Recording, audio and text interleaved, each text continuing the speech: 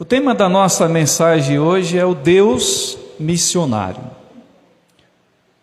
Eu acredito que em algum momento, se não percebeu a temática de João 3,16, pelo menos você entendeu que esse é um texto que resume toda a Sagrada Escritura.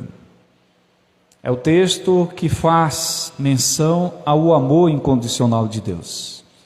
E a partir da leitura desse texto, fazendo uma devocional, tentando compreender dentro do texto algumas temáticas, por que não falar sobre a Missio Dei? O que seria a Missio Dei? A Missio Dei é a própria ideia de que Deus está em missão. Deus é um missionário.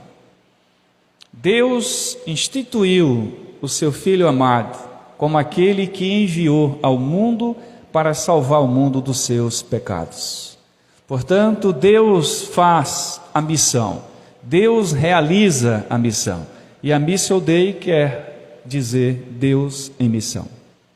A sua motivação como cristão, você que é igreja, eu que sou igreja, é entender que não basta apenas estar na igreja.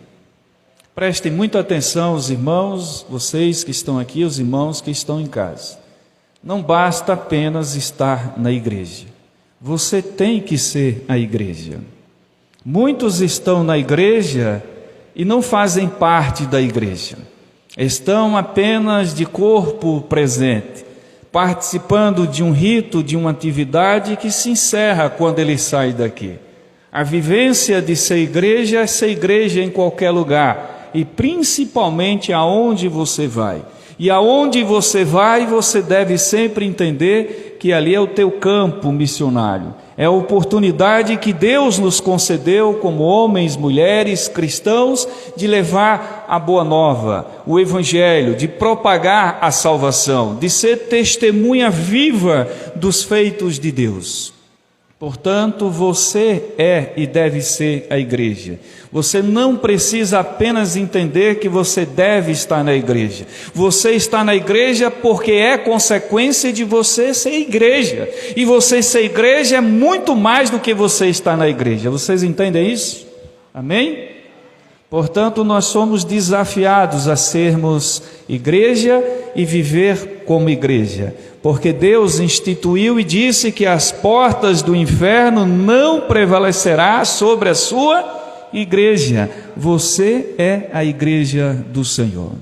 E isso muito me alegra, porque a Missio Dei nos dá o conceito de que Deus está em missão. A missão pertence a Deus. Deus colocou a missão no coração da igreja para que a gente pudesse propagar a salvação através do testemunho de que Jesus Cristo está vivo, Ele reina e Ele reinará eternamente. Portanto, meus queridos irmãos e irmãs em Cristo, compreenda que a missão de Deus nesse momento é nos colocar diante de um cenário onde nós somos agentes do seu reino e, portanto, nos tornamos missionários, assim como é e deve ser a vontade do cristão em qualquer lugar, levar essa missão a sério. Em outras palavras, ser exatamente igreja aonde você estiver. Partindo do pressuposto que esse texto tem muitas lições que você já aprendeu, eu já aprendi, hoje eu quero reconsiderar a partir da releitura de que Deus é missionário, para que você compreenda que aos olhos dessa leitura que nós estamos fazendo, a missão precisa em primeiro lugar do amor. O que a Bíblia fala sobre amor? Que Deus é amor. Quem permanece no amor, permanece em Deus e Deus permanece nele. Portanto, toda missão começa com amor. E não é diferente, o texto diz que Deus amou o mundo. Portanto, Deus amou o mundo de tal forma, de tal maneira, com intensidade, porque Deus é o amor, e o amor consiste em revelar para a humanidade o seu projeto de salvação, porque Deus nos amou primeiro. E essa é a vontade de Deus, que nos amemos uns aos outros. É muito bom amar o irmão, é muito bom estar com o irmão. Muito melhor será amar a todas as pessoas em qualquer canto desse mundo, porque Deus assim o fez, amou o mundo de tal maneira. Isso não quer dizer que Deus concorda com o que o mundo está fazendo, com o que as pessoas estão fazendo desse mundo, ou da maneira como estão se comportando nesse mundo. Mas Deus amou a humanidade. E nós precisamos entender que a maior motivação para a obra missionária chama-se amor. Deus nos amou primeiro, Deus nos concedeu esse amor para que a gente entendesse que em Jesus Cristo esse amor se torna incondicional. Vejam só o que diz em Romanos, Paulo escreve, capítulo 5, versículo 8. Mas Deus prova o seu próprio amor para conosco pelo fato de ter Cristo morrido por nós, sendo ainda nós pecadores. Os irmãos entendem, e eu tenho certeza que vocês entendem, que aqui há uma declaração do amor de Deus por nós. Na teologia paulina, Paulo quer trazer para nós a consideração que em Jesus Cristo nós somos amados, nós somos abençoados, nós somos levados a compreender que o projeto do amor de Deus se resume em Jesus ter morrido por nossos pecados. E a pergunta que eu te faço é: quantos de nós estamos dispostos a morrer para o pecado? Porque Cristo morreu por nós, porque nós éramos e somos pecadores, nós vivemos na dimensão do pecado, mas a graça de Deus superabundou porque Cristo morreu em nosso lugar. Portanto, aonde abundou o pecado, também superabundou o quê?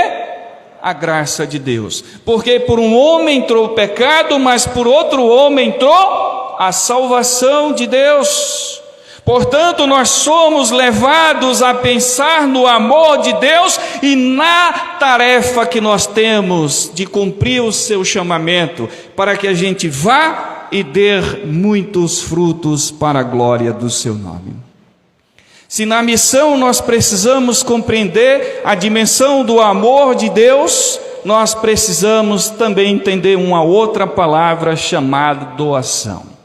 A palavra de ordem aqui é que Deus nos deu a Jesus Cristo. Deus fez a maior doação. Deus humanizou a humanidade quando Ele ofereceu, quando Ele deu a Jesus, quando Ele entregou a Jesus por nós. Se nós entendemos essa mensagem, nós devemos compreender que nós fomos chamados para viver na luz, porque Cristo nos libertou, transformou a nossa vida e Jesus nos oportunizou, através da sua graça, a graça divina, de vivermos plenamente na presença de Deus, livre da ira e também do pecado. Aliás, quando nós falamos de pecado, nós estamos lembrando que o salário do pecado é o quê? A morte, a separação. E se nós estivermos em Cristo, crer em Deus, crer na sua vontade para nós, cumprir o seu mandamento e viver como Jesus viveu, certamente pela graça de Deus e para a glória de Deus, nós viveremos eternamente, porque receberemos a coroa da vida. Sedes fiéis até a morte, dar-te-ei. E essa missão só se faz amando o próximo, amando aquele que Deus nos colocou para sermos bênção na vida dele. A terceira consideração: se nós temos que viver plenamente na compreensão desse amor, se temos que viver compreendendo que há uma doação incondicional do amor de Deus através desse amor, nós precisamos dar o nosso melhor, e isso é fazer o melhor. O texto diz assim: de tal maneira Deus amou o mundo que deu o seu Filho unigênito. Deus não poupou o seu próprio Filho, ou seja, Deus deu o seu melhor para nós. É bênção, sim ou não? Deus fez a maior doação. Deus nos doou a Jesus Cristo, porque Deus deu tudo aquilo que nós precisávamos. E a pergunta que eu te faço é essa: se você ama, se você compreende que o Evangelho é uma doação do amor de Deus, a pergunta é essa: você tem dado o seu 100%? Você tem dado o seu melhor? você tem oferecido do seu tempo, da tua vida, você tem oferecido daquilo que você tem para glorificar, dignificar o reino de Deus. Você tem sido um homem ou uma mulher que vive para que Jesus Cristo seja o centro da tua vida? Sim ou não? Você responde para você. Em outras palavras, se nós estamos dando o nosso melhor, porque Deus deu o seu melhor, Deus já tinha nos dado, Deus nos dá e Deus nos dará eternamente o seu melhor, porque Deus nos colocou diante de uma condição ainda que pecadores, mas para conhecermos a verdade que liberta, a verdade que transforma, a verdade que faz nova todas as coisas. Porque Deus já havia oferecido, oferece e oferecerá sempre, para que a gente abra os nossos olhos e compreenda que Jesus Cristo, Ele é o caminho, Ele é a verdade e Ele é a vida. Portanto, Jesus é tudo o que nós precisamos. Deus deu o seu melhor, ofereceu o único Filho unigênito, que significa o único da espécie capaz de morrer e dar a sua vida para nos salvar. Significa dizer, tirar do seu melhor e oferecer à humanidade, para que essa humanidade, crendo nele, viva eternamente. Portanto, Deus fez a parte dele. Se Jesus é o melhor de Deus, oferecido à humanidade através do seu amor como uma doação, gratuitamente Deus nos concedeu pela sua generosidade, pela sua bondade, por sua misericórdia. A pergunta é essa: e você? O que é que nós temos feito? Que entra a quarta consideração na leitura desse texto. Nós temos um objetivo. E se nós quisermos dar o nosso melhor, nós precisamos salvar vidas, não porque há poder em nós, em nossas palavras, mas porque nós precisamos ser uma igreja da agência do reino de Deus, onde propaga a salvação, onde vive a plenitude da alegria de poder dizer que já não somos nós que vivemos, mas Cristo é que vive em mim. Portanto, você tem o objetivo nesse chamamento, nessa missão de ir e de levar o Evangelho, de salvar vidas, de anunciar que Jesus Cristo é o Filho de Deus, que Ele morreu em nosso lugar, que Ele nos deu a vida plena e nos trouxe para a maravilhosa luz, a presença de Deus. O texto diz: para que todo aquele que nele crê não pereça, mas tenha a vida eterna. Queridos irmãos e irmãs, eu estou quase concluindo. E o meu dever é dizer para você, assim como estava dizendo para o meu coração. Olhando diante de um texto como esse, de tal forma Deus amou, a pergunta é: será se eu tenho amado? Numa escala de percentual, quantos por cento eu tenho amado aquele que precisa ouvir a palavra de Deus? Porque Deus amou de tal maneira. E se eu for capaz de compreender o quanto eu preciso levar a palavra de Deus adiante, eu devo reconsiderar que talvez eu não tenha amado o suficiente. Quando eu olho para mim e eu não tenho feito a missão da igreja, quando eu não tenho realizado a evangelização, quando eu não tenho propagado a palavra de Deus, quando eu não tenho falado de Jesus, quando eu não estou anunciando com a minha vida, dando testemunho de que eu sou a igreja.